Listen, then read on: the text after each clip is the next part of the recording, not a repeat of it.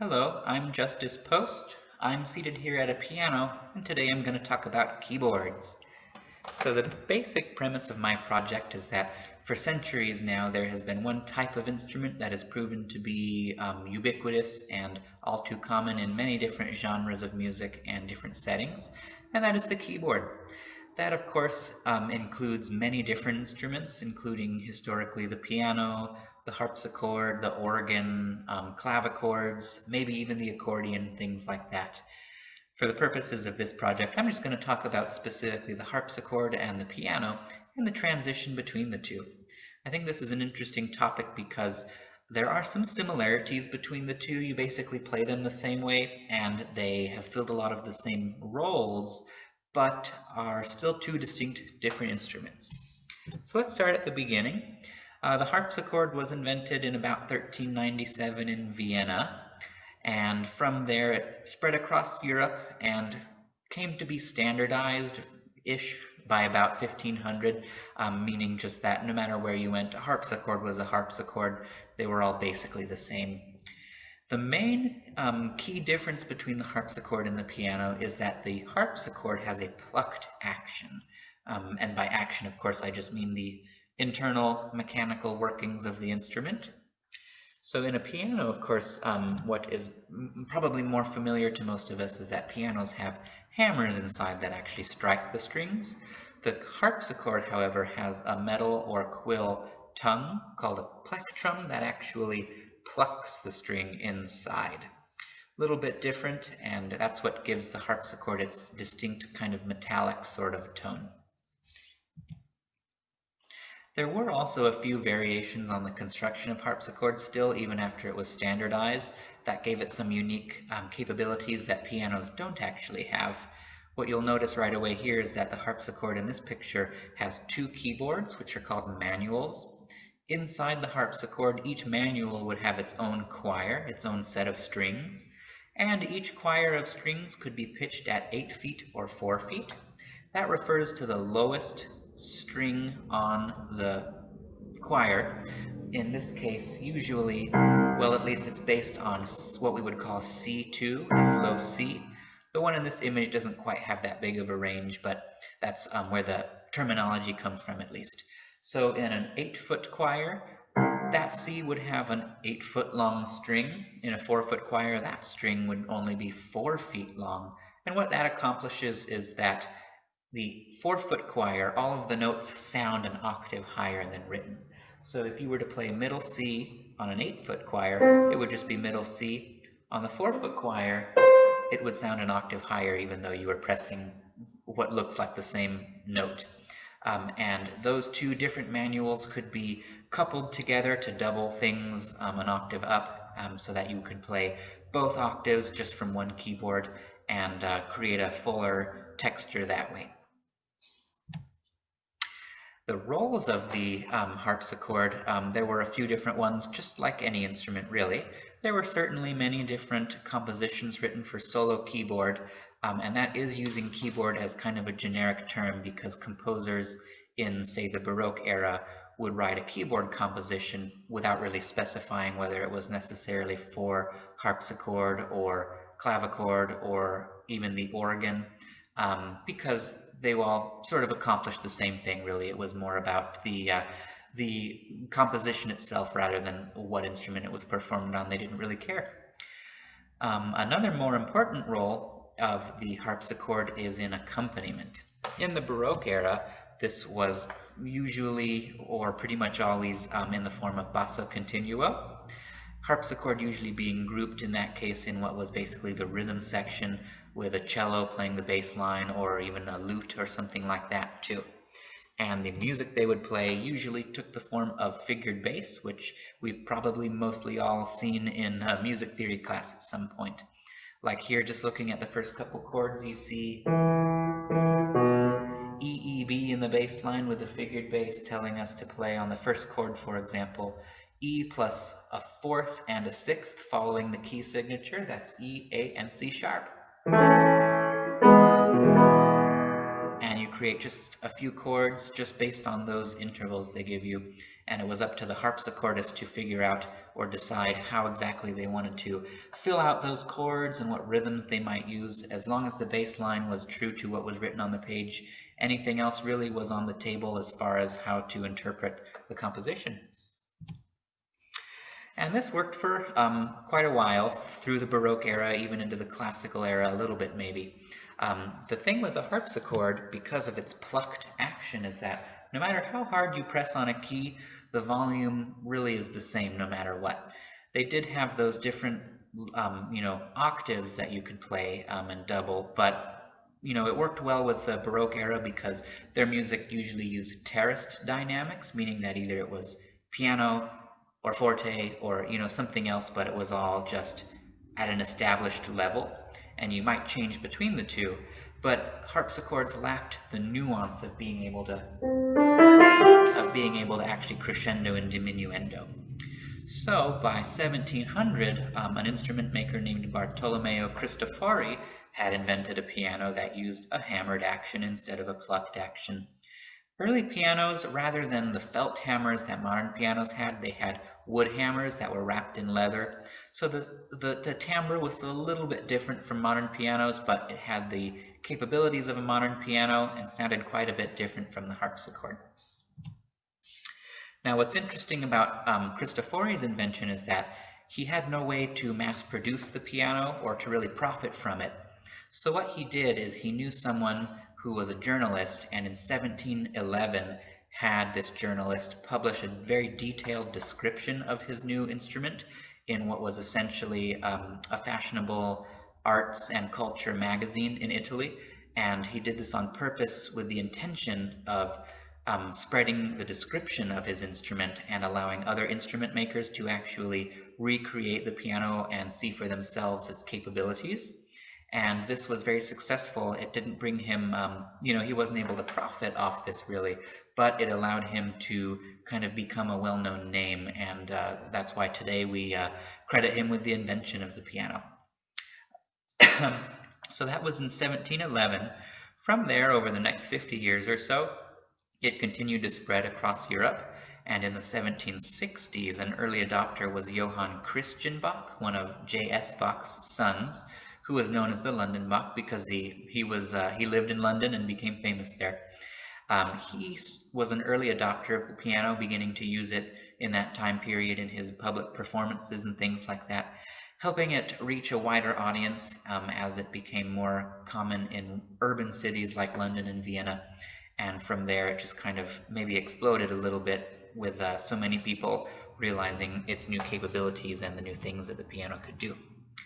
As the piano became more popular and we started to see it overtake the harpsichord, it coincided with the changes in compositional style of music too. The top example here is Bach. It's from his two-part Inventions for Keyboard, again using keyboard as a kind of a generic term, but basically you would play it on the harpsichord probably. It's very polyphonic and has it's two separate melodies going at the same time, and they're meant to be equal.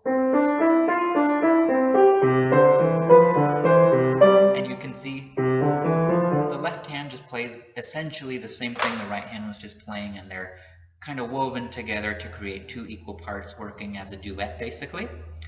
As the piano became more popular though and style started to change, the second example is by Mozart.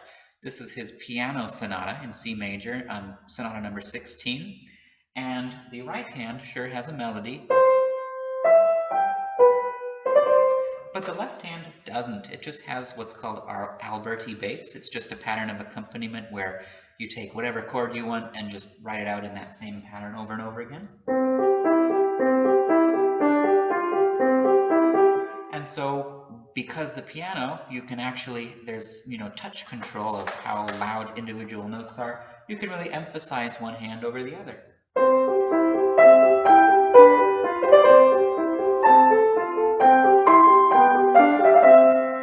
And so it shows a really, I think, distinct change in compositional textures as composers pretty quickly found out the new abilities of the piano and how you could do new things with it over the harpsichord.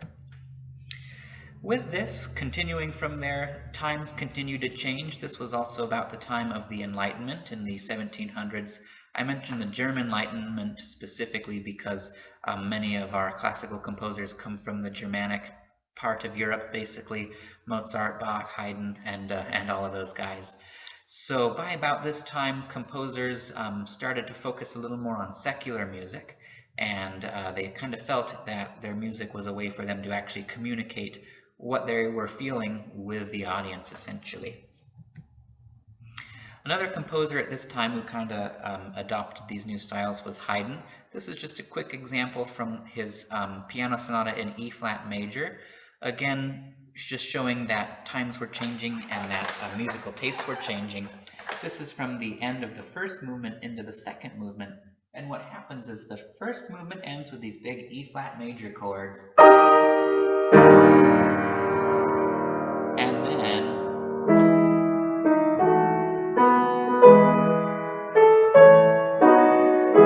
suddenly E major. A little bit unusual, and just shows that things were changing again. Kind of a surprising change, really, that might not have occurred in previous eras. Similarly, in the same movement, look, here we are, E major. There's a little modulation. Suddenly he brings us to G major. Suddenly we're in major 3 of the original key. So composers kind of finding new ways to use harmony and not necessarily following old standards. Again, continuing from there, kind of looking into later in the classical period, composers' views of themselves and their art continued to evolve. Beethoven is known as saying that when he was questioned about whether he was of noble birth, he said, "My nobility is here and here," in his head and his heart, kind of elevating himself to a little bit of nobility, kind of considering music or art in general, spirit and intellect being just as noble as any birth status. And he applied these same kind of beliefs to his music and treated the piano with just as much respect. This is from one of Beethoven's sonatas for piano and violin, and that's interesting, first of all, that he did actually deliberately title them that way, not violin and piano, but piano and violin. If it were the other way around, you might think it's a violin sonata accompanied by piano, but he actually gave them equal parts. At the beginning, predictably the violin would be playing this melody, and the piano, of course, playing accompaniment. But looking at the third line here, what's interesting is suddenly the violin is playing that accompaniment. And the piano now has that melody.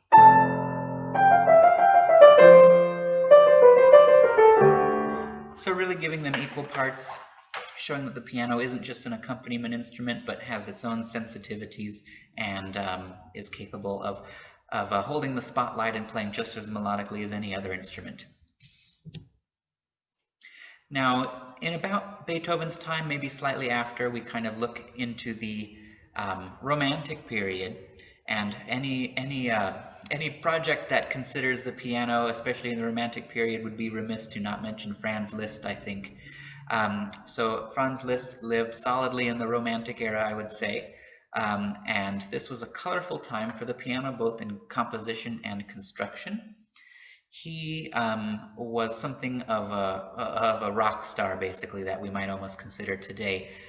He developed a persona for himself, not just to be a performer and show off his technical abilities, but he mingled with the audience.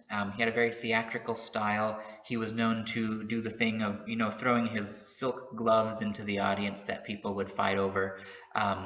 And it was just a whole big show that he put on, not just playing music, but it was kind of presenting himself as entertainment, I think. And importantly, he pioneered kind of the concept of the solo performance. I don't know that he was the first person to do that, but he was certainly someone who brought the piano to that level of musical performance, not being multiple performers each presenting something, but specifically people going to a concert to see just him perform. And that brought the piano really to a new level. By this time, of course, looking into the mid to late 1800s, the piano had also reached a state of standardization where they were all pretty much the same. They had come to have 88 keys on the keyboard, and they had developed a very robust construction. In a letter to Steinway, as a matter of fact, Liszt mentions how the instrument, the inside, was made out of one big continuous piece to give it a bigger sound with more resonance and all that. And it really kind of came to hold its own. So at this point, the piano really stopped changing. From then on to today, it's the same as it is, as it has been since the last, since Liszt's time. And this kind of made way, I think, for even more genres of music to develop as we see into the 20th century, more and more music changing more and more rapidly. We saw composers start to write atonal music, using new harmonies, experimenting with old harmonies and modes and things, all taking advantage of the equal temper tuning system that we use today. And finally, even looking into like United States music history, the development of jazz, the piano has certainly been a common instrument to hear in jazz music since the beginning too. So then, the last question really is, well, how do we treat old music? Because even though new music has been written, old music from the Baroque era and other times still exists, of course. So in the Baroque era, well, they didn't have pianos, really. Their music was written for harpsichord or something. Is it appropriate to play it on the piano? Well, I think generally it is. That's my argument, is that, again, back in the Baroque era, keyboard was kind of a generic term. Composers such as Bach would write a keyboard work, and it was kind of, whatever instrument you had at home or in wherever you were performing, that's what you would use. It doesn't necessarily matter what instrument you use. And even today, and through all of these periods, music might be written for one particular ensemble, but it's always being arranged for other instrumentation anyways, so I don't see why it matters that much. And then one interesting example you might even think of is Wendy Carlos' album Switched on Bach, in which Carlos plays a bunch of works by Bach on an electric synthesizer, and that was from the 1970s or 80s, around that time period. And I would even go as far as to say that the argument might go both ways. There's a harpsichordist, William Neal Roberts. He released in 1972, I think, the album called Great Scott, in which he actually performed a bunch of works by Scott Joplin, the ragtime composer, and his music was obviously written definitely for piano. Roberts performed a bunch of Scott Joplin's ragtime music on harpsichord. And, whether Scott Joplin would have liked the way that sounded or not, who's to say? But basically, any keyboard, I think, can fill a certain role, and it's just all a matter of interpretation, just as much as any other musical element. So in conclusion, really, I think the two instruments, harpsichord and piano, do have a lot of similarities. They also obviously have their differences.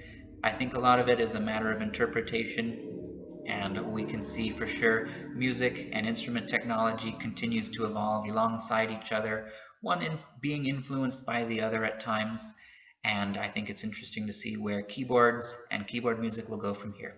Thank you.